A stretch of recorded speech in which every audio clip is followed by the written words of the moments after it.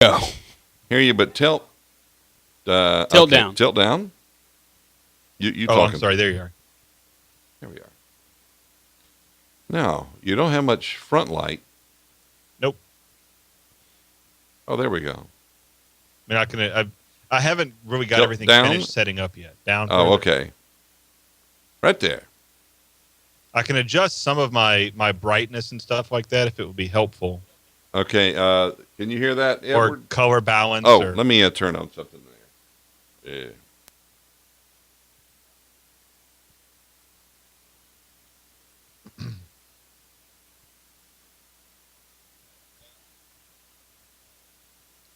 do this. Just put big white screens on the side monitors. There you go. That's always Problem worked. solved. It's always worked in the past. What's your problem? No, it sort of almost worked.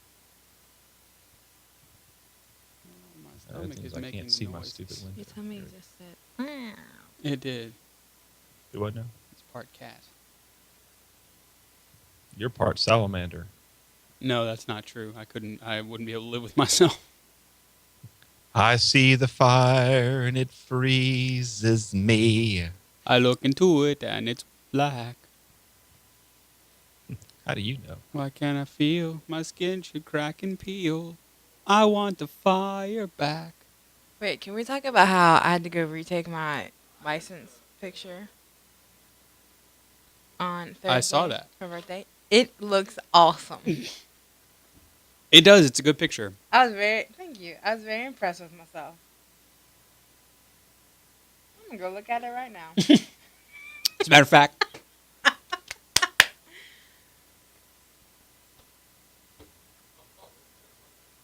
I tried to smile. I'm sure they were like, "Don't smile," and I was like, "Hee hee hee."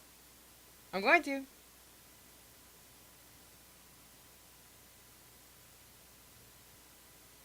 I did it.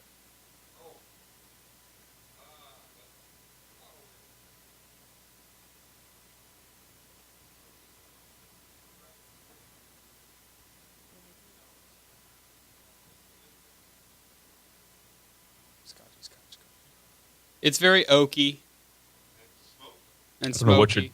Lafroig. Yes. It's delicious. And Is I it think pokey? For those who are watching our pre-show feed, I can go ahead and bring up the Kathleen. Their homepage Yeah. is lafroig.com. I think I can. Hold on, I gotta. There it is. Look at that.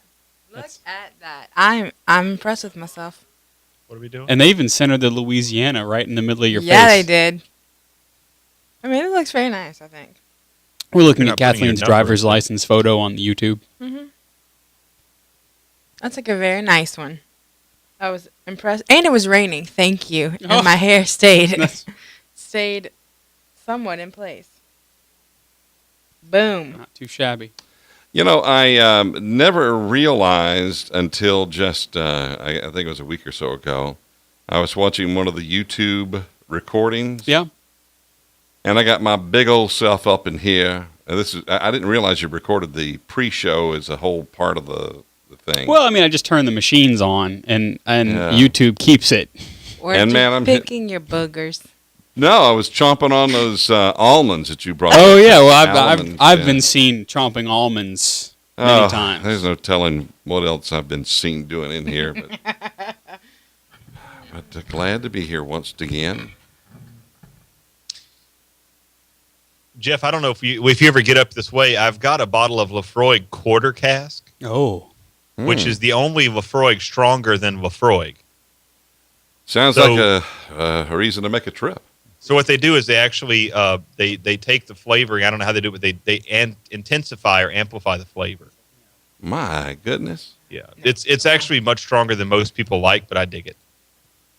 man. Well, the thing that I liked about it is it didn't taste like Scotch, because the few times I've had Scotch, I couldn't stand it. So, but I'm a fan. not now. all scotches are created equal, as I'm sure yeah. sure Ed Ball will tell you. Got to be careful with that Ed Ball. Yeah. So what is the issue with our chat server? I don't know. I just I logged in today and gone. It was just not there. And so then I looked at the fine folks at Chatwings Facebook page, and they say we have issue. We work to correct. Oh goodness, that's fun. You know. It's like Yeah. Ill Mitch. That's right. Punch while rap. Is Ill Mitch still a thing? Have we been there long? I haven't checked in on Ill Mitch in quite a while. The page is not updated. He's got the same email address. Yeah, it's still same pictures too. Poor Ill Yeah. Mitch. He's got a Spotify channel. I've got to see it.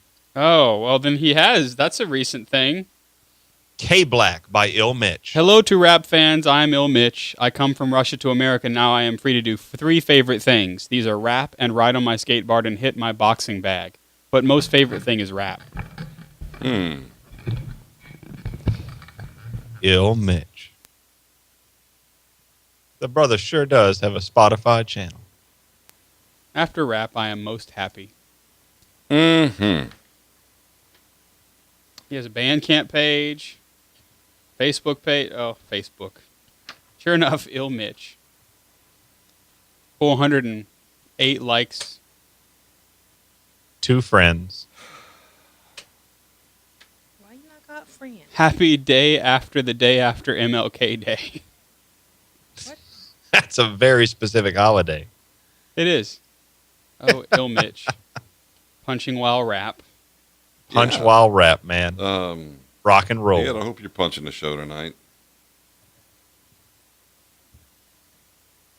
Oh, yeah. Yeah. Let me get out of my cage. Word. Ill Mitch hasn't been on Facebook that long. I'm glad Ill Mitch is still out there, keeping it real for all of us. Yep, and punching while rap. Yeah. Punch those while of, rap, for man. those of us who can't. For those of you about to punch while rap, we salute you. See, these are the Those- things a post show is made Cleaned of, up around the Yeah. house, and, you know. but we don't maybe I ever took a little do that. Nap this afternoon. Well, we you know. do a better job with a pre-show than a post-show. Maybe we should do that instead. See you earlier. To see you earlier. There you go. Because at the end of the show, we're all fried. The last thing we'll do is Yeah. yammer. For Oh, But gray Kathleen's hair still looks great. Thank you. Yeah, Okay. She made squirrel chatter noises at you. Yeah. Okay.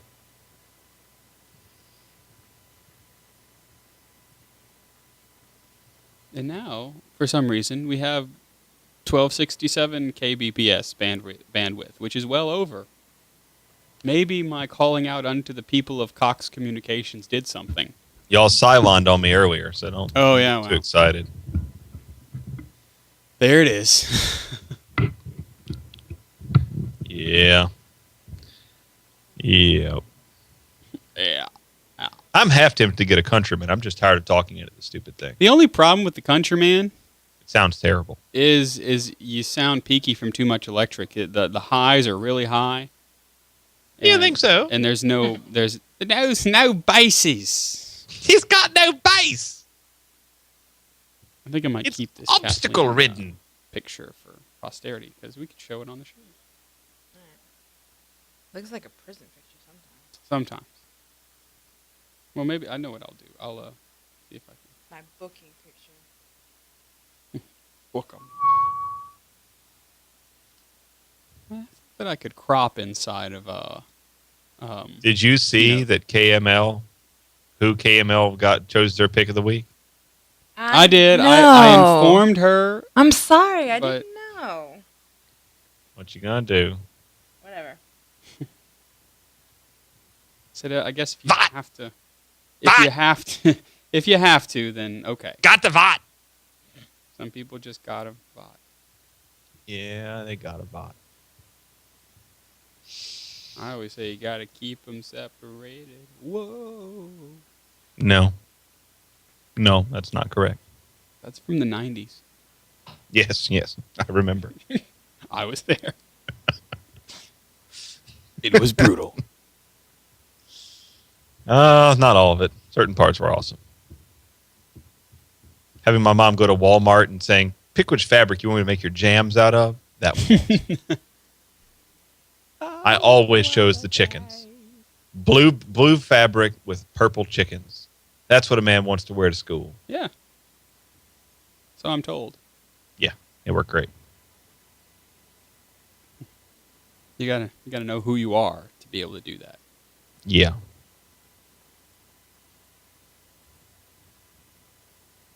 Okay. Let me see. Are we capturing yet? No. Go ahead and turn on the video capture and hope for the best. We don't need to rush through the show this week. Okay, we won't. There's not a ton of data here to work with. And So most of these Kathleen- discussions are not going to fly for very long unless we're just in a giddy mood. However long you need to fill, Kathleen, Yeah. you just can. Okay. I'll just talk about stuff That's right. like FIFA. Let's not talk about FIFA Why? because it's stupid. Well, I think that's makings of a good show right there. Jeff's got you in a box over there. Oh, yeah. Don't know what that means. I can't bring up. He's on the iPad. Yeah, well, I bet you have dengue fever. Me? Yeah. We're talking about my fever like that. It's dengue. Come back over here. You see what dengue fever is. Oh, Brazil. They're releasing them in Brazil. Guess Yeah. what else is in Brazil? FIFA! Also, the Olympics. I don't know how they're going to pay for all this, to be Nope. honest. They're going to lose huge amounts of quantity of monies. But then again, everybody in Brazil's already poor. Yeah. Just had the Pope. Huh? They just had the Pope. That's what I'm saying. They had World Youth Day, they have FIFA, and then they were going to have the Olympics.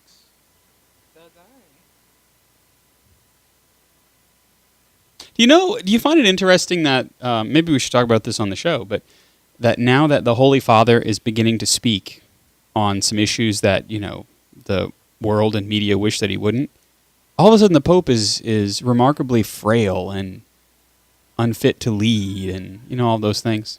Oh, yeah. The distorter was absolutely vicious. Yeah. Dengue fever looks a lot like malaria.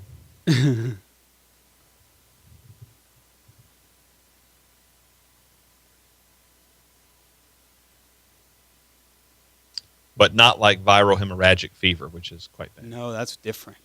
That's Yes. worse.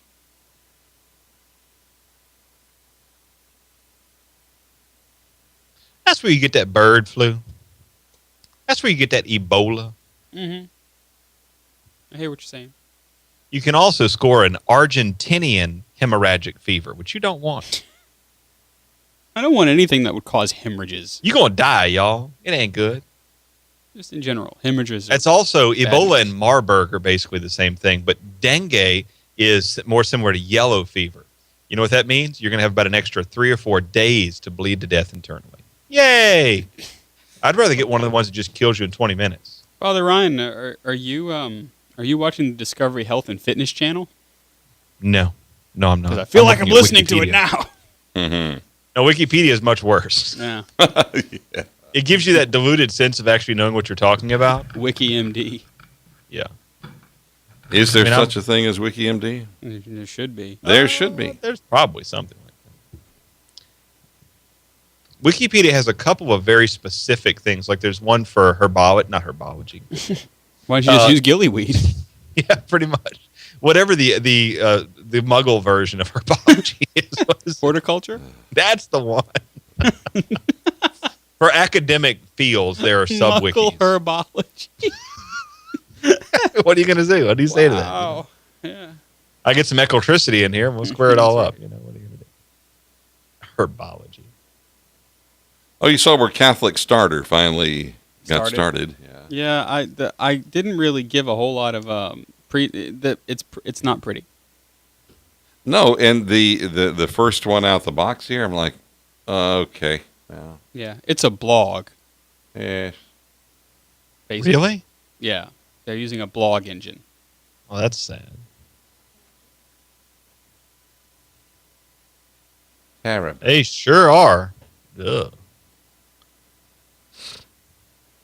These poor people don't know what they want to accomplish. Yeah. Also, I don't really like the fact they're using quotation marks. There, I said it. Yeah, it's not good. Quotation marks for what? Just saying what they do. You know. Oh. When in this project about this etching, this is not a good project. I'd like to say hi at this point to all of the Elizondo children watching us live on the YouTube. Yay, Alessandros! How many are there now? 3 that I know of. So there are 5 Elizondos in total. Below the age I think of my reason. count is correct. Precious family. Yeah. Well, let's see if I can show you here. They're watching us on the TV Wasn't that love? Oh, man, that's cool. on an approved Chromebook, I might add. That's sweet.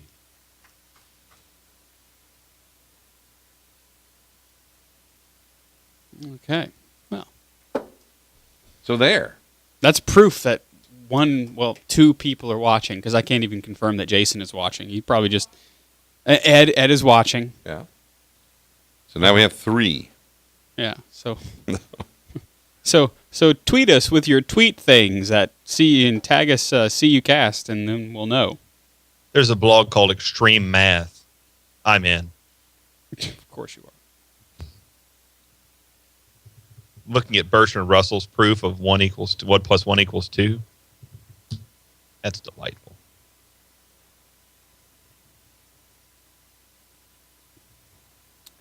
I know what I'm going to do. I'm going to turn on the tweet deck.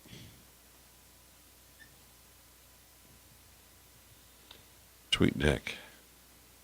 Hey, does this banner make my butt look big? I was just asking there. I like it. I do too. I'm just kind of. It's blue. It is blue. It's also 54 after, FYI. Of course. Correct. Viewers. I've never even seen this stuff. This is great math. Father Ryan is being betwixt by math. His brain has been betwixt. Get the arithmetic out of the way and the whole thing will be fixed. Uh-huh. That was for you, Elizondo children. The basal problem concludes with pi squared over 6. Sorry, had to be done. No, you made a good rhyme. That was a good rhyme. I like that. That's freaking me out. That's great. Thanks, Pat. I already didn't do that very well. No. But I'm looking at this math, and it's fun. So, Ed, are these the flicker-free lights in here? How can you tell? I can neither confirm nor deny.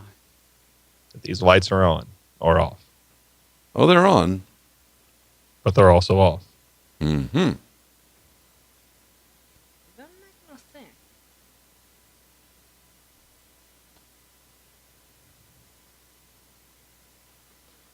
Well, now we're 4 minutes away from the top of the hour. I'm still no closer to decoding Uver's identity. Mm. That is a problem. E to the I times pi plus 1 equals 0. E to the I times pi. Oh, Twitter. I see you're probably going to let TweetDeck die because we've got to get focused. Yeah, I know. Yeah, no. Yeah, no. Mhm. How do you do that? Yeah, I know. There it is.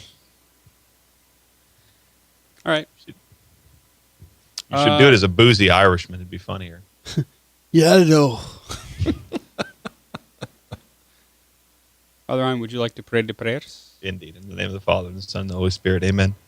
Lord Jesus, thank you so much for the gift of this show and for the gift of the people who are such support to it. We pray, Lord, that you would send your blessing upon all those who are listening to us live, and that you would send your blessing to all those who will hear the recordings of this show and the broadcast of this show. We pray, Lord, that you would send your angels to defend us from all harm and from anything that might cause damage to our equipment or to all the efforts that we make. Give us the words that men need to hear, and give us this deep and abiding sense of humility and love for you. Saints Peter and Paul, pray for us, the Father, Son, the Holy Spirit. Amen. Amen. Yeah. We'll catch you on the CU side. See The Catholic Underground. On EWTN Radio.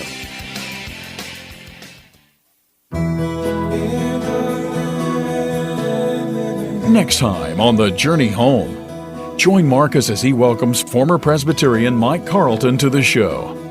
See what led him home to the Catholic Church. That's on the next Journey Home, only on EWTN. This is EWTN Radio.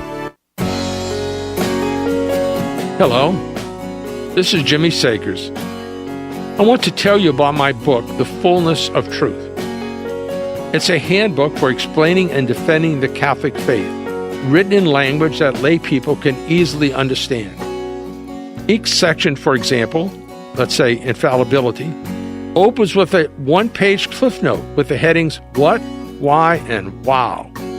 If you want more information, you just flip the page to the following essay that backs it up. It's a great tool for you as well as your high school and college children. And best of all, you can get it on Kindle for $2.99. Or if you like paper, you can have total access to the entire book for $9.99 at the dedicated website, thefullnessoftruth.com.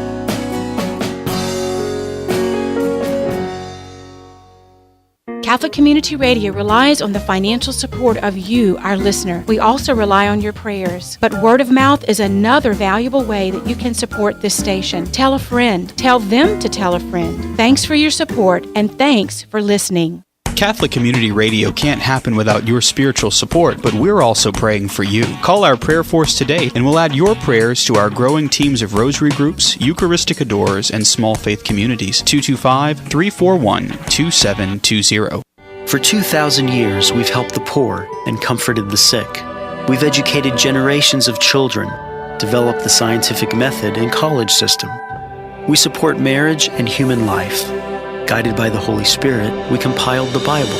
We are the Catholic Church, with over 1 billion in our family, sharing in the fullness of Christian faith in the church started by Jesus. If you've been away, visit CatholicsComeHome.org today. Welcome home. Catholic Community Radio Catholic radio for your community is listener supported. 1380 WPYR Baton Rouge. This is your station. Catholic radio for your community. From the Catholic Underground. Today on the show, Saints Peter and Paul, new tech in the medical and business world, faith-based video, the funeral biz, again, our picks of the week, and so much more. The Catholic Underground, well, it starts right now.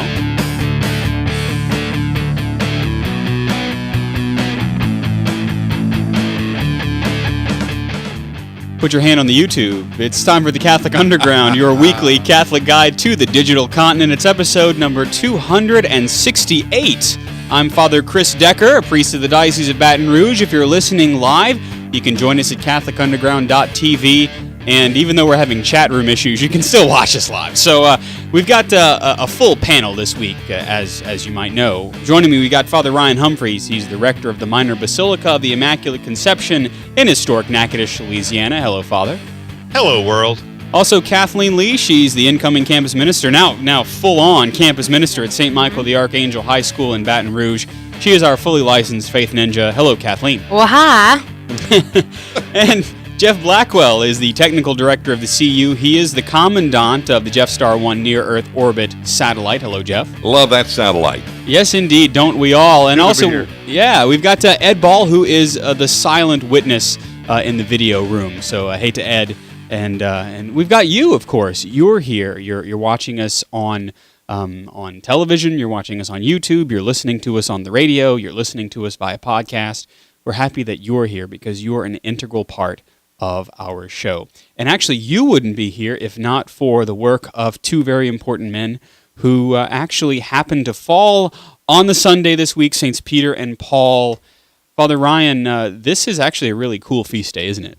Oh, it's one of my very favorite. It's such a great feast because you have these two totally different people who are coming at everything from totally opposite directions, and yet God is using them to do amazing things. And it's one of those wake-up moments for me where you say, I don't have to be like this other person or in these circumstances, but that God has given me some specific call, and all I've got to do is answer it. It's a really great feast. That's right. And I'm always taken aback on the Feast of St. Peter and Paul because the difference in personalities really strike me. I mean, you have Father Ryan and I who are very different personalities, and yet we're part of the same apostolate and we do some of the same work. I think Peter and Paul couldn't have been more different in their approach, and the Lord used that in a very real way because, of course, Peter preached primarily to the Jewish people, his own people there, and Paul, once his conversion happened and he moved away from essentially, if you want, Father, from the life of the Pharisee into the life of being a Christian apostle, he began to evangelize the Gentiles, and he spoke to them in a completely different way that they needed to hear. And I kind of love the fact that Paul was perfectly suited to be the man for the Jews. He's educated, he's a Jew, he's sharp, he's got all the studies, and so God says, okay, you go work with the Gentiles. And then there's Peter, who sells fish to all the Gentiles, who's told, no, you just focus on the Jews. It's outstanding. That's I right. love it. Just kind of stick where you are. Do your thing. And, of course, the fact that Peter, my homily this weekend was about how whenever we see the bishop in the Walmart or we see a priest at the supermarket, we're kind of taken aback and saying, oh, there's no way that I could be who they are in the sanctuary. But when we look at Peter and Paul, we see two very, very human people. Extremely human, in fact. Kathleen, do you see the humanness of St. Peter and St. Paul? Well, absolutely. And I like the two different approaches because I'm always, you talk about people who church shop. Yeah. And I'm like, well, it's the same thing. But I love being priests with all kinds of different, friends with all kinds of different priests. Yeah, and you see that multiplicity. Yeah. And you see our humanity really Absolutely. well, too. Yeah. And Peter being a fisherman who was kind of an everyday guy. Paul coming from the Pharisaic class, kind of aristocracy, if you will, in the religious sense, and yet doing wonderful and beautiful things. And, Jeff, both of them going to their death in martyrdom for the faith. And that's the price of serving Christ, unfortunately. And there is something coming up later in the show. I'm just going to tease that a little bit about where the apostles are believed to have died or met their end. But in our church this morning, Father read from the vigil, the gospel Readings, from the vigil, and then it just amazes me, and I can't even imagine being in those days. But he read it was again. Now this is after Jesus had already arisen. He had risen. He had. Yeah, and he was back here, and he's asking Peter again. Hey, do you love me? Well, I love you. So it was just stunning to me. It was being there in church and taking that step back in time as to how it must have been, and then of course the way their lives ended. One of the things that really hits me about Peter specifically is we know that he was a fisherman and that he was a guy who didn't really have much of a filter. Peter was also a sinner. His sin is splayed there right out for everybody to see. At the time when Jesus needed friends the most, Peter didn't know him all of a sudden. And at that account after breakfast on the beach where the Lord invites him back one time for each of the times that he turned away from the Lord. Yes. Yeah. And just the fact that the Lord wishes to work with us in the same way. He wants to call us disciples the same way he called Peter and Paul. And so I find it very easy to identify with them. But then further, Father, to carry it a little bit more, is I'm just not called to be like them in my humanity. I'm called to be holy like they tried to be. Right, and to be holy even beyond as they tried to be, because we have them as an example. Correct. And so we can't simply say, well, I'll act as if we don't. We have to be willing to accept that there's all these different kinds of saints, but that God has made me specifically. And all those people are examples for me, and so I've got to learn and move even further. If I'm not standing on the shoulders of these great people, then I'm not really honoring what the church has created for me, this moment in history. That's right.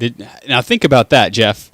put that in your prayer life and pray on it. The fact that you're not called to be just like Peter and Paul, you're called to surpass them in holiness. That's enough to make anybody go cross-eyed. In Washington Parish, we'd call that heavy duty. That's right, just like the watermelons. Yeah, exactly. So Father Ron and I actually we found ourselves in a pallium mass in 2007. And you might be asking yourself, Jeff, what's a pallium? I was going to ask you, what's a pallium? Yeah, a pallium is the piece of white wool that an archbishop or the pope wears. Have you ever noticed that? It looks like they're wearing a big it looks kind of like a big horse collar made out of wool. Have you ever noticed it? I have not noticed that, no. Now you have something to look for. I will. Kathleen knows what the pallium is, because our own Archbishop in New Orleans, Archbishop Amon, wears one. It's this kind of strip of cloth. It's a symbol of their authority as a metropolitan bishop, and it is also their connection to Peter. It's their connection with the Pope. Is that right? The Pope, even though the Pope is not an archbishop, he is the bishop, if you will, and so he wears a pallium, and then all of the other archbishops wear a pallium as a symbol of their unity with him. Did I explain that right, Father? Yes, you did. Very good. Thank you. Ah, yes, and now that I'm seeing it, yeah, I know. In your head, you've Googled it, and I have. yeah, yeah. So Father Ron and I actually happened to be in Rome right after my ordination. We were kind of taking the thank you tour, and we found ourselves at a pallium mass.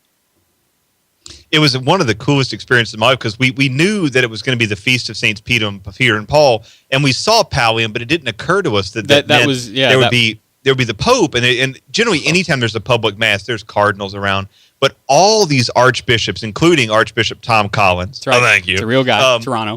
Now Cardinal Collins. Now Cardinal Tom. Nice. Tom Cardinal Collins. That's right. I was looking for Bishop Jose Cuervo. We couldn't find him. No, unavailable for comment.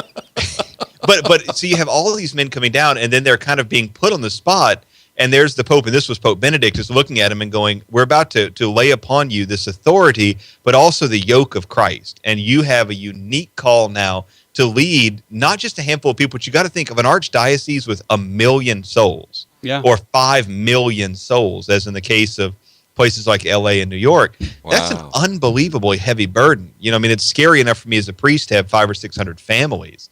But imagine millions of people, and that's the yoke of Christ on the archbishop there. And those 5 crosses for the 5 wounds aren't by accident. That's right, and that's the neat thing about the pallia is that they actually are they're a very rich symbol.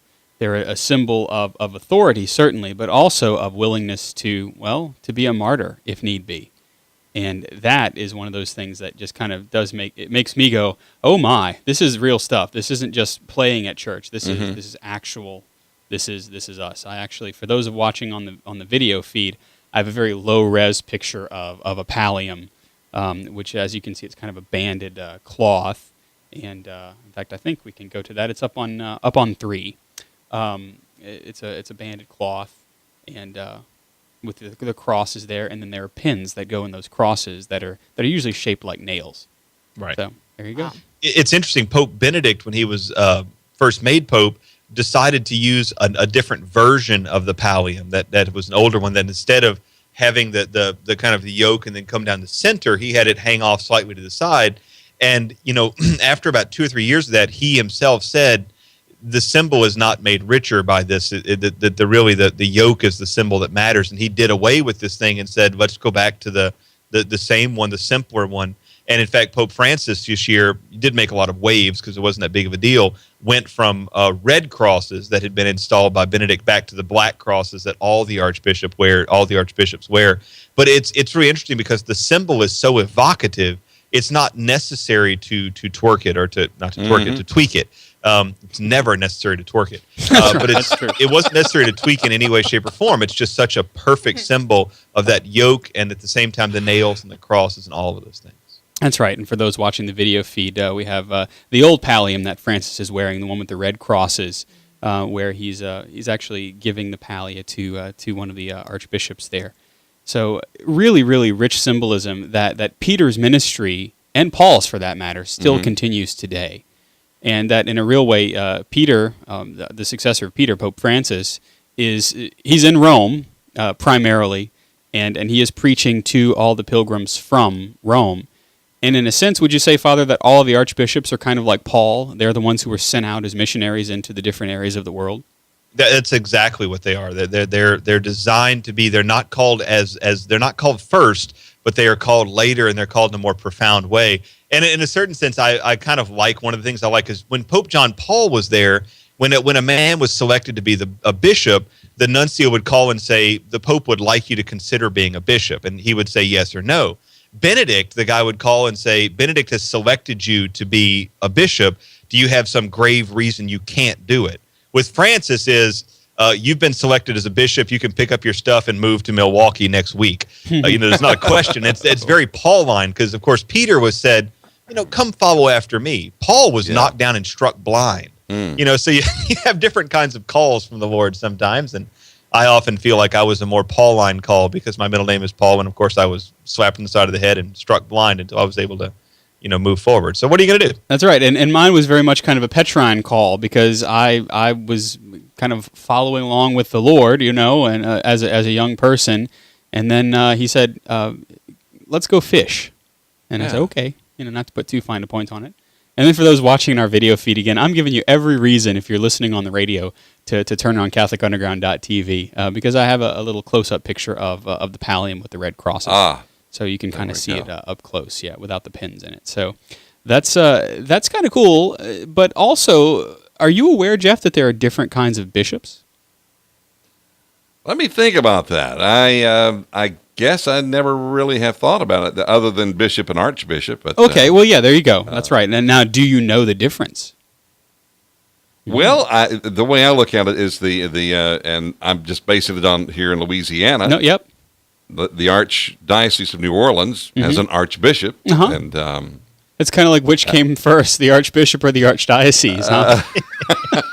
Good point. Right. But no, really, to answer your question, no, I didn't know that. There were. Yeah, and basically, Father, there are bishops, and then there are archbishops, and the archbishops are the ones who are essentially in charge of all of the other bishops in their territory, right? Well, give or take, you have bishops, then you have archbishops.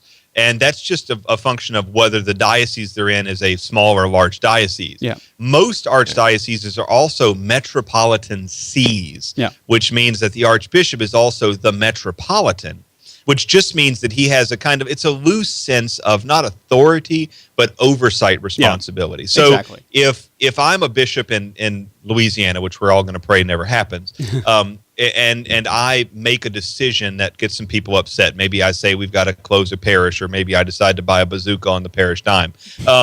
Which you won't. The archbishop would theoretically come up or call me and say, why did you do this? It's causing you some friction. It's causing problems. Have you taken care of it? Have you dealt with this drama?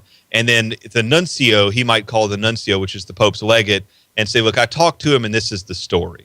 So it's not like he could drive up here and say, you get your act together. That wouldn't be appropriate. But he is kind of vaguely responsible, the same way that a dean is vaguely responsible. The dean's not really in charge of the priests, but he has a certain kind of oversight authority. That's right. So, it's informal. Now, as you know, our chat room is kind of on the blink, but we are receiving tweets and Facebook messages and even text messages, and so I have to read this from an unnamed priest who says, this is an historic moment in Catholic broadcasting. I would be willing to bet this is the first time the word twerk has ever been spoken on Catholic radio. And why shouldn't it be spoken by Father Ryan, That's right. That's awesome. Well, from that to this. Oh.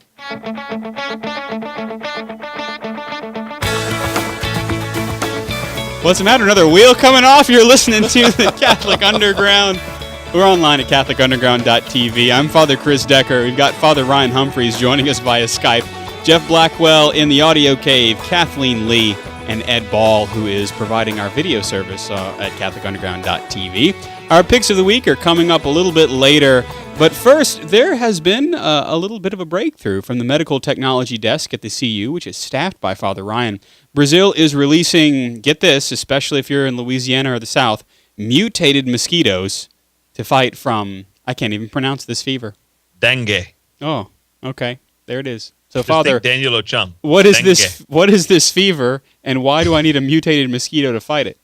Well, I got a fever. It has nothing to do with cowbell. No. It is, No. in fact, dengue fever is something like a slightly less horrific version of malaria. It causes, in tropical climates, mosquitoes carry all kinds of viruses, bacteria, and this is one of those fevers that can be treated, but if you just kind of try to wait it out, it gets closer and closer to yellow fever, and in fact, the death rate is fairly high among the very poor.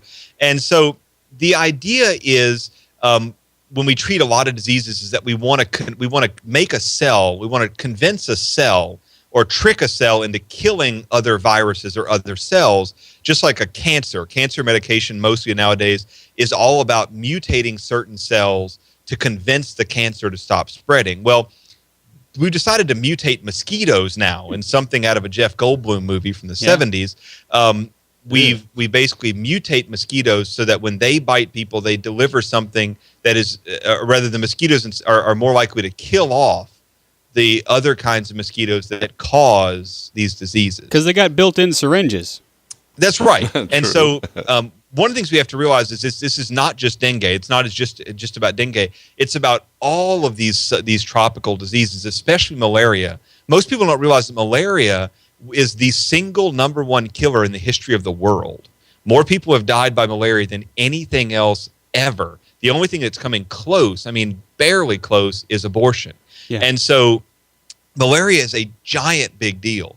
And so if we can find a way to make some mosquito, mutated or otherwise, that will get in there and reduce the spread of malaria, this is a giant big deal. And so right now we're testing it on dengue. Who knows what happens next, but it's one of those really important things to know for all informed Catholics. It's not necessarily about the church, but it's a big deal. We all need to know about it. And this is actually probably a good bioethical social justice thing to do, where you can actually use a creature in a way that is beneficial to humanity. Kathleen, you actually have been involved in a lot of mission work, and you've certainly worked with the poor. Mm-hmm. Where do you stand on this? Because I mean, anytime you're manipulating the genetic structure of something, you're thinking, oh, we might be playing with fire here. Yeah, I think listening to it, it sounds like a good idea. I'd like to know what the future effects will be on human beings and on the ecosystem, things like that. I just always get a little nervous when you start talking about messing with. Well, when you inject humanity into the course of things and saying, well, we will use this mosquito and we will engineer it in such a way. I suppose maybe the larger question is when do we cease to cooperate with God? Yeah. And the original design of said mosquito. Right. And when do we begin to start to play God? True. I mean, it sounds great. And you're talking about people who are saving lives. Oh, yeah. And who wouldn't have any access to medical coverage. Exactly. Of any kind. So if you can do this, it sounds like you're doing this, naturally, if you can, for a lack of a better word, but if you're, have this natural fight against this disease. Yeah.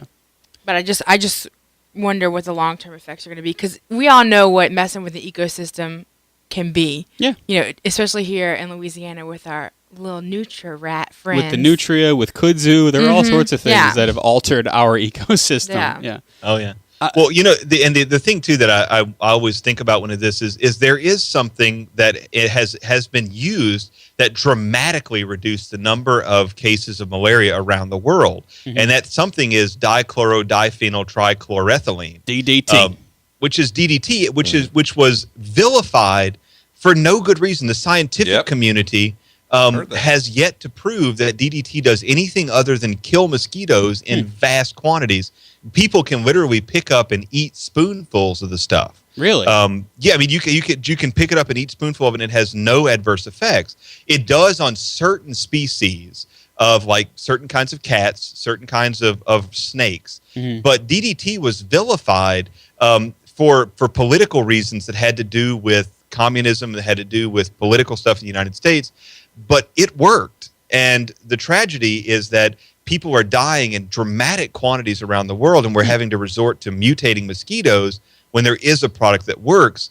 But it's just one of those things. Politics are politics. The world has always been as it is, and it's not like we should pretend that we're different. But it's just one of those things that kind of gets my goat, when there's something that works, but we've got to resort to some kind of absurd logical reach because of politics. It just makes me nuts. I wasn't aware of that with DDT. I got to say, the whole mutated mosquito thing really intrigues me because I find it rather neat that we can just send an organism that already has a built-in needle, to deliver something that would be other than malaria causing. But it's a reach. It is a bit of a reach, I think. And again, just because we can do something doesn't mean that we should. And just because this could be mutually beneficial to society doesn't mean that there aren't other options that don't involve us having to kind of get involved on that genetic level, you know. So there it is. From physical health to business health, Google has launched a new platform to attempt to connect businesses with customers. And I noticed, Father Ryan, on the Catholic Radio map page on Google, that all of a sudden there's this new My Business thing, but I haven't looked into it yet. Well, we've talked before about some efforts that Google has made to produce a competitor to Facebook. Yeah. And they've just never been able to get a real working social media platform going. And we know Google Plus, it's okay. There. We've tried it. It's a very niche thing. Certain people are just using the mess out of it. Most people just aren't really caring. But the popularity of Android and Gmail means that whether or not Google can compete with Facebook directly, they've got it in. I mean, people are using their product. Yeah. And so what Google is doing is they're starting to segment and granularate, that's not a word, in a granular way, try to pull out those parts of their products that really work and then integrate them into other products. So rather than try to compete with Facebook, they're pulling My Business out. And they're going to introduce this entirely new way of thinking about business, which is going to, I think, work very well because it's not trying to overdo. Google tends to be really good at hitting things on the head. And so, again, like before, what's interesting here is not just this product. What's interesting, though, is a much bigger kind of mindset that's entering into Google and entering into Apple that's causing them to say, let's think in a much bigger way. Let's think outside of the box, to use that term. Let's go back to the drawing board. And even if we love something, we've got to be willing to dump it in favor of that which really works. And I think this is actually a good thing for Catholics to look at because there's some stuff we really like, but it's not working and it hasn't worked in years. And we've tried these big, gigantic things, but why don't we kind of focus and see how that works out? And so it's an interesting thing and it's an interesting paradigm for us to consider. Yeah, you know that that not just Google, but other corporations kind of cannibalize their own content and they rework it. And this type of mutation is okay because this can hopefully say, well, what is working and how can we reach the most of whomever we're trying to reach, you know? So I think this could be very good. I wonder, as you say, Father, with us in the church, if there couldn't be some applications here to say, well, maybe this in my parish is working, this isn't working. Is there a way that I can kind of mesh what did work with something else that I'm trying to do? Mm-hmm. Exactly. Yeah, I don't know. So I think the best way to not geek out completely about this, Jeff, is to have a little bit of fun. If I can. Well, wait a minute. This mutation you were talking about, we're off of mosquitoes now, right? Yeah. So I'm told. Okay. Although, if you have ever seen this independent band, you will wonder if there isn't some sort of a mutation taking place in the human genome because the band is named OK Go. Okay. And they've made their name. They've kind of come into themselves through these quirky, viral music videos on YouTube, and their new video is a trove of optical illusions, and they're really awesome in the sense that they play to the camera. Because a lot of music videos. I mean, I grew up in the '80s, and there was a time, kids, whenever music television was actually television that had music videos on it. Mm-hmm. In fact, it killed a radio star. I know, Kathleen. What are you going to say? Yes. I forgot. Kathleen, you grew up during the time of music television. I did. Yeah. Although I didn't have cable, I had to go to my friend's house to watch. That's right. You just had the 5 channels. We didn't have DVR either or YouTube, so we had to wait until the video came on. Yeah, imagine that. You know how many other videos I watched waiting for Backstreet Boys to come on? Oh, quit playing games with my heart, struggle. Kathleen. And so, yeah, they actually are playing to the camera. They know that you're watching, whereas a music video in days of yore just kind of let you watch from the third party that that something's going on. Yeah. But OK Go, they've used things like treadmills, haven't they? Yeah, OKGO, Yeah. the name of the band. And in fact, someone had sent me a link to a YouTube video a couple of years ago. And they started off with their first video, which was on treadmills. And that was Here It Goes Again. Yep. Then they did, this is the one that I saw and I watched over and over again. They did the really cool Rube Goldberg machine for This Too Shall Pass is the name of that video. This Too Shall Pass. And what amazes me is that they want to do this all in one take. And it is possible, but they have to, it was like, in fact, on their latest video, which we'll have a link for in the show notes at CatholicUnderground.com. Yeah. Check it out because the music's okay. It's I don't think it's hit radio stuff, but it's it's innocent enough. It's fun, but the videos are just so well done and produced, and they go to a lot. There's a lot of pre-production and work that goes into making these things.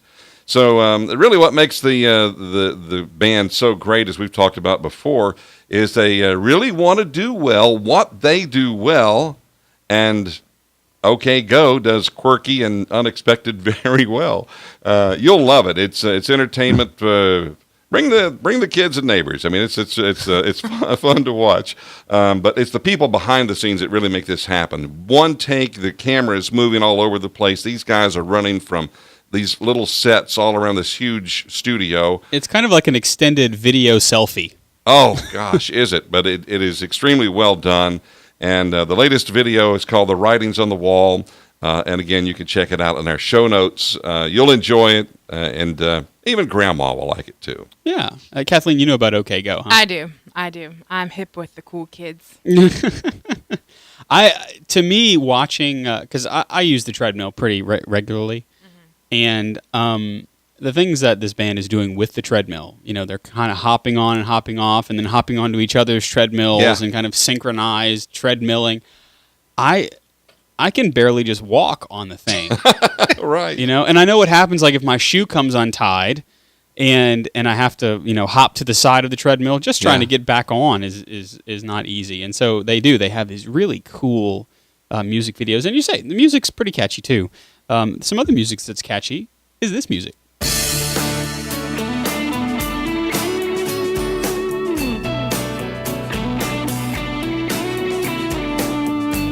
If you can imagine, we are the Catholic Underground, and we are coming to you live. I am Father Chris Decker, joined on Skype by Father Ryan Humphreys. We've got Kathleen Lee sitting over there to my left, which is your right. Jeff Blackwell, who sits across from me in what looks to be a fishbowl if you're watching us on the video feed, and Ed Ball. Our picks of the week, of course, are coming up in a little bit, but the Catholic Underground Cavalcade moves on.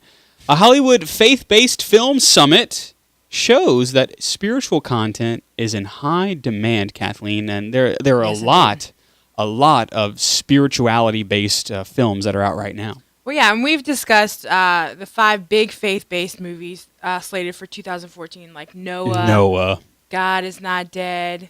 I think they had Heaven Is For Real. Heaven Is For Real. That might have been a couple years old, but and then there have been several others as well. But there are several others, yes. What we didn't tell you Son is of God.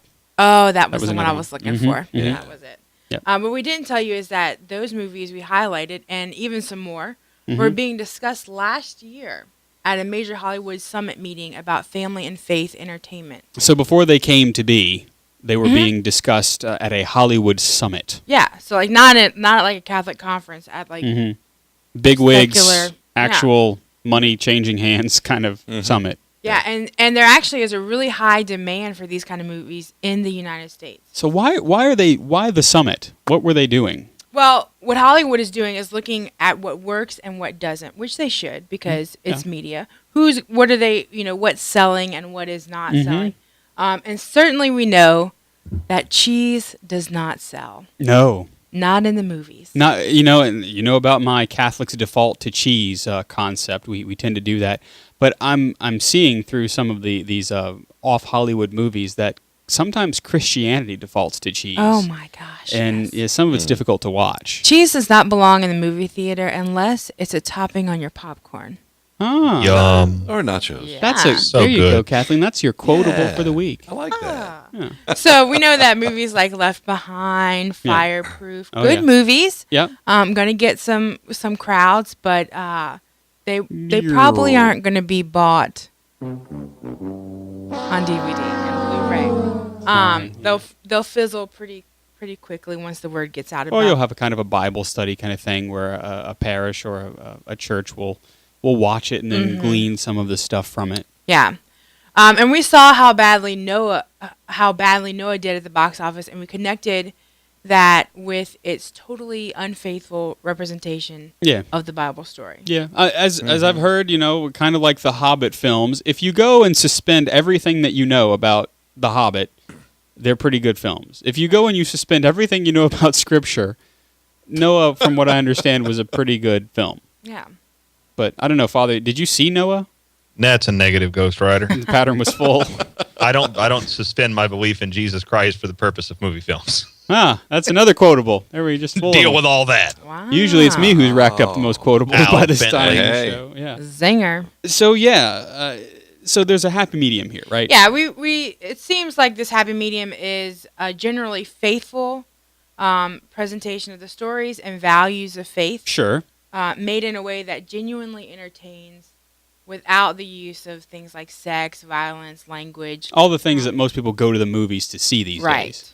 All So- those sensational things. So like a good faith-based movie Yeah. would be one that doesn't resort to all that stuff to tell the story, but that also can be close to what we kind of are hardwired to believe. Right. I find that sometimes these films, Father, don't go very far because we go in with a set value system. Even if we don't say, I'm not practicing anymore, we go in with a value system. Part of it is the natural law, I think, and part of it is certainly what we have received, because many of us have been churched in some way. Well, of course, and we're all built to learn in all sorts of different ways, and Right. fiction is one of the best ways for us to learn. I mean, we go back to Shakespeare, we go back to any number of things. Stories are how we learn our basic morals as children. That's right. And so it's not to say that every movie needs to come from the Scripture or even needs to have overt religious details. Yeah. But there's a certain sense of a morality, of a right and a wrong, and a triumph of good over evil. These things are built into us, and we all long to see them expressed and lived out. Yeah, and that's, I think, when we go in, that's what we're looking for. We're saying, are the values that are perhaps buried deep within me being presented to me in a way that I can then connect with them again? Because that's what, I think of Aesop's fables, right? Those are stories that are completely disconnected from reality, and that they're fairy tales about animals that talk. And but at the end, there is a moral that we do kind of take and extract out of that fantasy world, and we then make it a part of how we live our lives. And so Hollywood is looking at this. Now, Father, I remember a time whenever, of course I say I remember a time, I was not quite on earth yet. But there was a time that every movie that you watched almost always had a faithful priest in it, and usually a nun. And those were the land of the 50s. Jeff, you might vaguely remember some of those days where you had the Bells of St. Mary's, you had things like Going My Way, The Shoes of the Fisherman. Right. This is a time when Hollywood, for some reason, held up faith life as important. Even the gangster, I don't mean gangster, but like gang movies. Yeah. Bowery Boys was one, but Boys Town. Yeah. Had a good old faithful priest in it. That's true. So, right. But man, today, and I don't always look for symbolism in movies either. That's kind of I'll give you a good example, like E.T., where E.T. dies. Now, even though this is a Spielberg movie, and he's Jewish, but where E.T. dies, he rises from the dead. Yep. And then the chase scene, he's cloaked in this white sheet, with his hands held wide open, looking out the back of this van. And people are talking about, the symbolism of that, of such Christianity. Wasn't that wonderful? I don't think so. But anyway, I'd rather just lay it on the line. Let's tell it like it is. Mm-hmm. Yeah. But, and of course, when I go to a film, I expect symbolism. I'm looking for it. Oh, are you? Okay, yeah, well. I'm hardwired for that sort of thing. Maybe it's the artist in me, but I think maybe it's the Catholic in me too, is that we as Catholics see just about everything through the lens of symbol, through a veil, if you will. Yeah. Even if that veil is as thin as cheesecloth, we still, I've often been told by, there was a wise priest who said, my job is to peel back the veil during the Mass and allow you to see a glimmer of the reality of what we're doing here and who we're about and who we're with in this moment. And then to kind of place the veil back, and then you go back to your life being lived, and you take some of what you've experienced there. And so a good movie for me does that. It kind of peels back a veil, good symbol, good use of symbol. So I wonder, can we do films, can we make films in a way that works in the same way that for whatever reason it worked in the 50s? I don't know, Father, what do you think? Well, I'm thinking about what works on TV now. You've got Game of Thrones, Mad Men, Walking Dead, Breaking Bad, and I think more and more we're being trained to need this kind of filth, and we experience that in our lives. When we love God, there's a certain sense of freedom from ourselves, but when we attach ourselves to sin, there's a greater dependency upon sin to make ourselves go. Yeah. But I think studios like Pixar, films like Frozen, show that there's plenty of room to turn it around. And of course, our very human nature is oriented toward God. And so, it's unquestionable it can be turned around. The film industry itself, though, the industry, as it becomes more and more buried in its own baggage, that becomes its own question. But I do think that people within that industry and the democratization of creation of films that's made possible by the inexpensive and software and things like that, it may be that the individual and the independent saves the film industry. But I don't know. I think it's possible, to be sure. That's right. And there are some independent folks on YouTube that show you how to make movies and stuff like that. They're creating content that there's not a trace of cheese in it. And it's absolutely amazing. And I wonder if it's not some of these 20-somethings and 30-somethings who are Catholic or at least Christian, who begin to say, well, you know what? I'm gonna make some movie. And I don't care how it gets out there. I don't care what the distribution is. I don't even care if I make a whole lot of money off of it. I want it to be there. Yeah. I want it to be in the mainstream so that whoever sees it can see it. And then if Hollywood wants to pick it up and put it on the big screen, that's fine. I mean, that's part of what Catholic Underground does. I'm not charging it for it. We just know that it's got to get out there, and you need to hear about it. And I wonder if, Father, that's not the way to that kind of halcyon day of the priest being painted in a good light. Is very much the democratization of content. I think it's definitely a feasible way to that, for sure. Yeah. I've been reading a good book on screenwriting called Save the Cat, and I believe the subtitle is The Last Book on Screenwriting You'll Ever Read. And the author, Blake Snyder, says that there are so many unnecessary sequels because the elevator pitch gets the money folks behind it. And so if that similar pitch for the film did well at the box office, then chances are, if I just pitch to you the same characters in a funny way for a sequel, it's going to make money. And I think that maybe the demand for faith-based films, it could be a real thing in Hollywood, or it could be a follow-the-money thing. And that's where I kind of go, okay, well, maybe that's why we're starting to twist and distort what the truth is, or what will make what will put more people in the seats, what will sell more popcorn. And I think that's the slippery slope, is that once Hollywood becomes a magisterium in and of itself, that's where we could be kind of in a place of danger. And that's, I think Hollywood really is, I don't know, Father, a secular magisterium. Oh, it definitely is. There's no doubt whatsoever. There's a philosophy, there's a priesthood, it's all built in. Yeah, exactly. Man. And there's even the Motion Picture Association of America, which is its code of canon law. Evil. Yeah, you see what I did there? I love it. Yeah, this has been rated PG-13.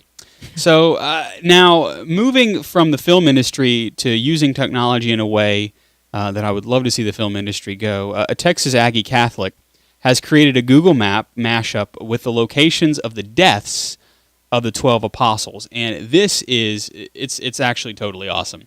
If you know how, Jeff, you use Google Maps to to get directions to this or that, or to get to your local pizza establishment. Well, this guy actually took a Google Map interface, and he dropped a lot of pins. You see, Yes. in fact, we'll bring that up on 3 for those of you watching the video feed. And he put on the pins, if you click, he has a little history of what happened in this particular locale. So, for example, St. Peter was killed in Rome during Nero's persecutions. He was crucified upside down per request, so as not to have his own crucifixion be like Jesus. And you can actually zoom down and see where that was in Rome. So he's actually used Google Maps to show the death place or the disputed death place of all 12 apostles, because as you know, Father, with the exception of John, all of the 12 died gruesome death by martyrdom. Exactly. Yeah. And St. John, of course, died in Ephesus, and he lived his last years in exile there. And it is purported that the Blessed Mother at some point passed that way. Right. I mean, there's actually that beautiful story of in Father Elijah, which is fictional but gorgeous all the same. That's right. You know, it's kind of different moments. And of course, this Google Map makes it so incredibly real because you realize how far away people like Thomas went, and you go, man, that's a long way. And the fact that like Saint Simon the Zealot, who was sawed in half, that was done in present day Iran. I mean, all of these places that are in a great deal of turmoil today, right? They were evangelized long before they were Islamic countries. You know. But one of the points that is made with the article that goes along with this is that this. I guess I don't know what kind of research it took to determine if this is in fact what happened, but it points out that all traces of Christianity were basically just kind of done away with after their deaths, because that was it Muslims that. Well, the rise of Islam had a lot to do with that, because today in present day Turkey, in Syria, in Iran, in Iraq, there are still very large Christian. Well, I say large. There are very present Christian communities, Catholic communities. Oh. And so the churches that were, I believe the 2014 word is planted, if you will. Okay. The churches that the original dioceses that these apostles founded, we would call them that today, they're still around in some way or another. But there was just this wave of Islam that swept over many of these countries, and so the notion is because being a Christian you're an infidel, that has to be completely eradicated. And so you have things like the Hagia Sophia, that great Christian church of Byzantium, being converted into a mosque. And you have all these other things happening elsewhere, and so it's not that the churches just simply fizzled out because the gospel wasn't real, but they were overtaken. But in this timeline of history, when did their deaths, their martyrdom occur? Very early on. I mean, in fact, Father Ryan can correct me if I'm wrong, but one of the things that we as Catholics believe is that the deposit of faith was sealed, if you will, with the death of the last apostle, and that was well before, Father, if I'm not mistaken, well before 100 A.D. Wow. Well, a subtle adjustment that the tradition of the church continues to develop. Correct. But in terms of new revelation, that's right. Yeah, that closes. And that's with the death of the apostle, St. John the Apostle. Yeah. Right. Who was the one who died peacefully. And these were all, like I say, before 100, I do believe. All right. Yeah, I mean, the general idea is that John did the book of Revelation around 90 AD and then dies comfortably between 92 and 94 AD is what we were taught in seminary. Yeah. Okay. Still, great use of Google Maps to learn a little bit about our Christian heritage. and this is exactly the kind of thing that we're all about. And very quickly, before we go to our picks of the week, Ignatius Press, in case you were wondering, announces video streaming. Ignatius Press, of course, one of the best Catholic publishers in the world. Anytime I see Ignatius on the spine of a book, I'm going to pick it up. I'm going to buy it. Yeah. They've branched out into video streaming. They have about 100 video titles, ranging from $2 to $5 per viewing. And I'm really excited about this because there are a lot of religious films that they're either very expensive to own on DVD or perhaps they're unavailable in some markets. Yeah, including feature films. These are very very well they're well done. made. They're Yes. very well made, and it's not just kind of the cheesy ones, but some very very well made ones. I'm thinking, of course, of John Paul II's film by John Voight, where John Voight plays the Pope. That was a really good film. It was well done. Father Ryan, I'm excited about this. It's a very, very cool thing. I mean, I don't know exactly who the audience is. Yeah. Because younger people, I think, are going to have a harder time with the idea of watching an entire thing on my computer because I don't think they really support devices very well. Yeah. But, it's a start, and it's a good start. And the fact that a Catholic entity is doing it. However, let me just toss this out here, Father Ryan, because we had one of their spokespeople, the marketing people, on just about a week ago on the radio, and did an interview. Yeah. And they're looking into a Roku app Oh, for Ignatius. So, well, there you go. It's all in the programming, right? It's all in the build and how easy this thing is to use. Right, that's it. Because a lot of folks, I mean, you say the young are using the streaming technologies, but a lot of the mid to older folks are learning the values of binge watching when they have nothing else to do. So I think it could go somewhere. I don't know. I'm excited about it because whereas I might not buy a DVD of a particular religious film, I'll pay $2 to $5 to stream it and really see if it's something that I like or if it's something I want to present to my parish. There you go. And then I'll buy the DVD. So it could be a good way to make things happen. Kathleen, would you stream some of these videos? Yeah, absolutely. Especially being a teacher. Oh yeah, that's right. Because y'all can stream in the classroom. Yeah, and to buy a DVD, especially if you don't have. Especially if you're a teacher. Especially if you're a teacher, yeah. And most of the DVDs that we buy as a department, I always want to keep. So. Yeah, Jeff. Father Chris, I was going to ask you. What time is it over there? I believe it's time for the CU Pick of the Week. I went a little far afield, but that's okay. I love talking about technology, as you can tell. For our first pick of the week, why don't we throw it over to Kathleen? Okay, so I have used a book by Brandon Vaught before. Mm-hmm. It was The Church in New Media. Correct. This week, I have a new one. Yeah. Looky here. We actually have a still of it, so you don't have to hold it up to the screen. So if you're on the video feed, what's the name of the book for our radio listeners? Shoot, I was just getting there. But it's Saints and Social Justice, A Guide to Changing the World by Brandon Vaught. Yeah. And it takes the 7 principles of social teaching. Catholic social teaching. Yep. And it goes, it has some reflections by Brandon, and then what certain saints have to say about it, or experiences or stories from them. And so it includes people like Blessed Mother Teresa, Blessed Giorgio Frassati, St. Thomas More, St. Peter Claver, and of course, St. John Paul II. That's right. Just to name a few, but it has about two or three for each. And it's really good. Yeah, I've read the first one. I think sometimes we tend to think of social justice in kind of this ethereal. Yeah. It just means that I'm going to go and serve at the food kitchen, the soup kitchen or something. Right. There's so much more to Catholic social teaching than just kind of this vague horizontal outreach. Right. And I would imagine that Brandon does a really good job of showing how that's very true, because all of these blesseds and saints, they had a very significant devotion to Christ through his church, through the liturgy.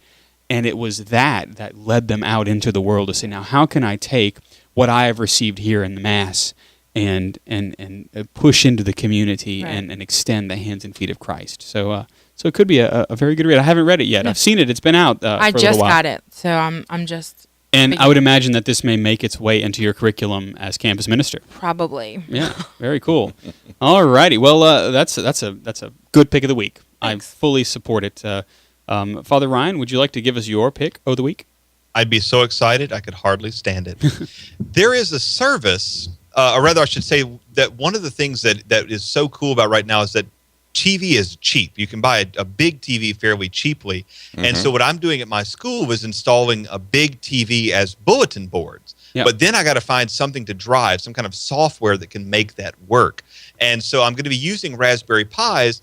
And we had talked, of course, Father, about a service that I think was called Ovation, maybe, or something like that. It's always Keep going. It's something like that. Anyway, so there are all kinds of quirks. Well, there's a new service out there that is very, very free that has some extremely cool features called Rise Vision. I don't know how they're going to continue doing it free, but they've got all these really cool features they're working on. And heck, I'd pay for it, but it's a really interesting thing. And so if you're someone who needs to create kiosks, even if you're just a small business owner and you've got an extra computer monitor, this is a great way to look really professional. To put this in your sitting room, your waiting room, if you're a doctor, a lawyer, a veterinarian, you can put simple little notations. You can run videos. You can run YouTube videos. It's extremely cool. It's very, very free. It's called Rise Vision, RISEVISION. It's in the show notes. And if you have a good experience with it, email us at backchat@CatholicUnderground.com and tell me how it is, because I'm about to implement it at my school. And I'll see what I can do with it once you implement it. Yeah. I'll come and take a tour. We want to report. That's right. Because I'm thinking about the new Catholic Underground studios that are coming up hopefully in a little while, and how some of this stuff can play with that. So very, very cool. And then Jeff, you've got a pick of the week now. Yeah, I'm so happy. Actually, Amazon Music, and they've been working on this for the last couple of weeks. I've been noticing some changes. And I've been a Prime member for the last 4 or 5 years, I guess. And I really like their service, and, shopping is so easy, all that stuff. But years ago, I kind of got frustrated. I was downloading music from iTunes. It's so proprietary. You can't burn CDs. You can't share it. I want to use it as a ringtone. It's just like blah, blah, blah, all this legalese stuff. Well, anyway, Walmart Music came out, and they came on strong at first. Well, they're out of business now, but Amazon is just kind of adding to it little by little. Yeah. And with their cloud service, you can take your music with you, but share it between devices. You can actually rip your own CDs and put them on the cloud for listening to later on. As a Prime member, you get all kinds of free music to download. Now, can you just stream it, or can you download it as well? Well, you know what? It's probably streaming. No, streaming. There was a tab, and I want to say download. Yeah, because I did that just yesterday. So offline listening, I'd imagine. Right? Probably so. Very cool. But anyway, I just like the flexibility of it. And it's not expensive. It's kind of like the going rate for the same music that you would pay for on iTunes, but you could do a lot more with it on Amazon. So I'm a fan. Father Ryan, do you have you looked into Prime Music at all? I used it. I've used all the services off and on. I've used Google Music. I've used Prime Music. It works well enough. The thing is, the catalogs of these free services are never what you want. Yeah. And so I've stuck with Spotify, because if there's a new artist out there doing something interesting, I know I can get to it. I don't want to be in my car and say I really want to listen to this song. Right. And then can't find it on Google Play, can't find it on Amazon Prime, and then I've got to go spend 99 cents or $3 on a song. And then spend 6 years downloading it up in non-LTE category or territory. So my pick of the week is actually a podcast. As you know, I do like listening to podcasts when I have a chance, and I also like listening to the BBC World Service. Well, to commemorate 100 years of the beginning of the First World War, BBC is doing a podcast series on World War I. And they actually are going all around to their regional radio stations, as well as the BBC, the kind of the mothership network, and they're doing all these different aspects of the war, and it's really, really interesting stuff. And so they've been playing these on the World Service, but they go from composers and the legacy of World War I in music. They talk about the sequence of events that lead up to World War I. They talk about being French in St. Petersburg, Russia. They talk about how Berlin itself experienced the rush up to Der Tag, to the day, the war. And they're going all over using some of their BBC regional services to look at World War I and the march up to World War I from all of these different perspectives. And so all of these are available indefinitely, according to the BBC's website, for subscription and for listening and streaming via podcast. So we'll put that in the show notes. It's BBC's World War I series over on iTunes or Zune. Actually, you can still subscribe on a Zune if you have one. Good Lord. I know. That either makes them really, really edgy or really, really outdated on their podcasting page. But yeah, there you go. So that's our picks of the week. Let us know what your picks of the week are at CatholicUnderground.com. You can comment, or you can send it to us, backchat at CatholicUnderground.com.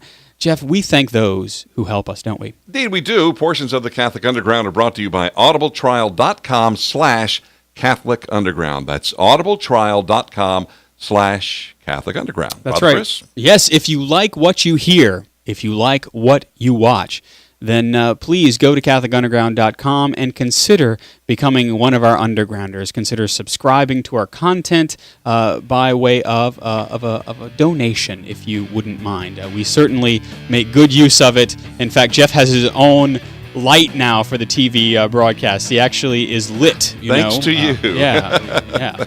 So, if you want to do that, CatholicUnderground.com is the place to go. Father Ryan's church is online at minorbasilica.org, and he is at FR Humphreys on Twitter. Thank you, Father Ryan, for joining us. It has been my pleasure. Jeff Blackwell is the tech director for the CU. He is the ruling despot at the Blackwell Communications Group. We love him. JeffBlackwell.us and on Twitter at JeffBlackwellis. Thank you, Jeff. It's an honor, Father. Also, Kathleen Lee is our faith ninja. She's at Kathleen YABR on Twitter, if she checks it ever. I do. Oh, thank you, Kathleen. Anytime. And Ed Ball is on the, ball with our video feed this week. And you know me. I'm Father Chris Decker. You can follow me on Twitter at Digital Catholic is the way to do it. You can join us on the interwebs at CatholicUnderground.tv for even more from the CU. Thank you for tuning in and hanging out with us on the digital continent. We are Catholic Underground. We are Faith Gone Digital, and we will see you next time.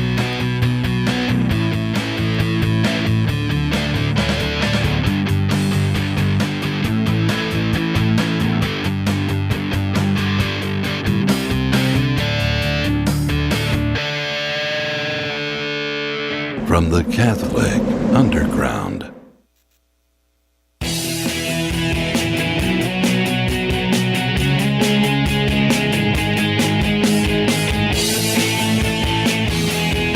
Spiderweb thing.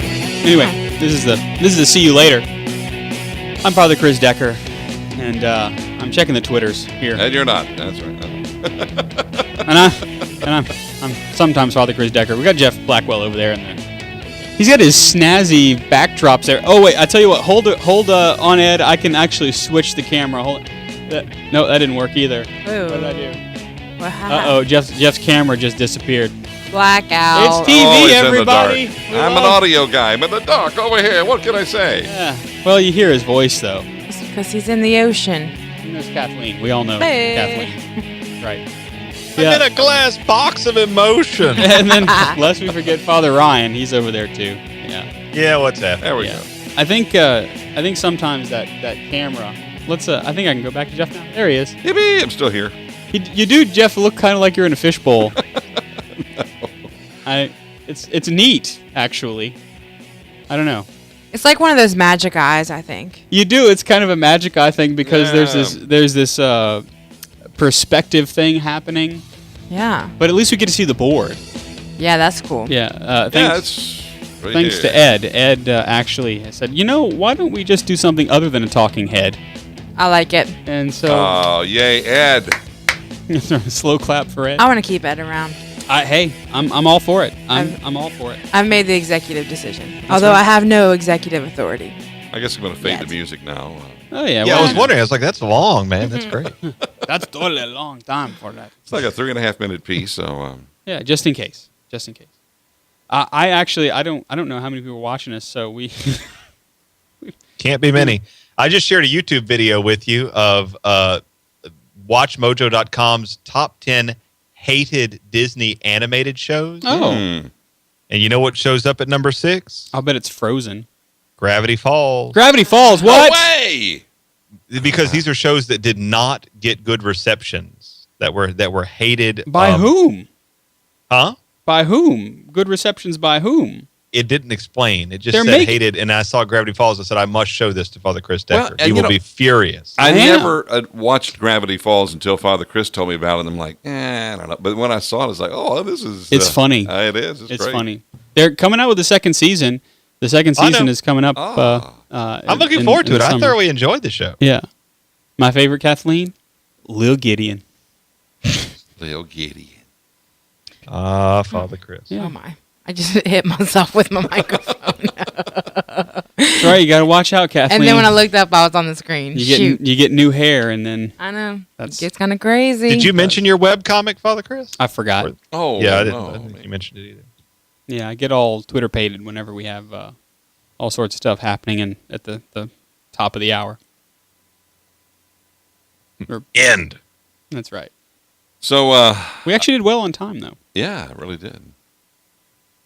Almost got away from us, but that's okay. That's okay. I know that our picks of the week generally don't take very long, and so if we blow through our 45, our quarter of to the hour thing, it's all right.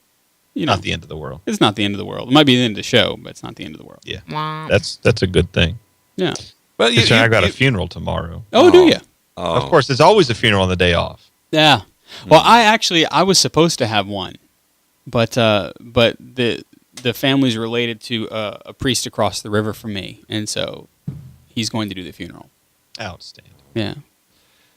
But I'm glad you picked up on that cue, said, because I kept looking at the clock and said, we better get this in. I'm glad you got the Ignatius Press story. Yeah, I wanted to talk about it a little bit. That's important. And I knew, like I said, I kind of know when our picks of the week aren't going to go long. Well, good. But no, I'm glad, because Jeff, let me tell you, Jeff is on top of things. He really, really is. And so he's giving me these cues, which you can't see all the time. Sometimes you can see them. Because he'll hold up a sign and it'll just happen to be on camera, and the tease. Like tease. Does that actually work on the morning show? Do they do that really well? Do they? Yeah, they do. Because the reason the signs are there is not just for our show, but there is a live morning program on Catholic Radio in Baton Rouge, and New Orleans, and in New Orleans, and the Gulf Coast, and Houma, and Thibodaux, and all those places in Louisiana that need Catholic radio, and so they're doing it live, and so they're up against some hard breaks, I believe. Right. And the difference between a soft break and a hard break is a soft break you can kind of roll into whenever you need to. A hard break means that your mic is going to get cut off. Yeah, that computer's going to roll. And but I started scripting the teases, so I just hold up the, say, hey, read the tease, and, it's been working well. Yeah. There you go. But thanks for asking. You're so welcome. And it sounds good, too. If you haven't heard it, we're working on, maybe this week or next week, working on a way, and I'm saying this so that Jeff and I will actually do it, to get the archived audio available for download. Oh, my. Yeah. Because if we can get it into Libsyn, I think I may have figured out a way to make it, pardon me, to make it work. Okay. I got a little ear tickle from I thought that was Holy earpiece. Spirit there. Sorry. I don't even know. I don't even know. Well, you know what, everybody? There may be 12 of you in the chat room, or in the video room, but I'm calling it. Good call. All right. It's been the See You Later. You might want to start showing up for the See You Earlier. We seem to be having a lot more fun at that point. But Jeff Blackwell, Kathleen Lee, Father Ryan Humphreys, Yo Soy, Estoy, Father Chris Decker. We're at Catholic Underground. We'll see you, whenever we see you. Okay, I think that's an official wrap. I think that's an official wrap. Let me turn off all the machines here. And Auf Wiedersehen. And let me turn off YouTube. I'm coming to see you, Father. Come. Father Ryan. Yeah, because there's tasties for him. Yeah. So anyway, good night, America.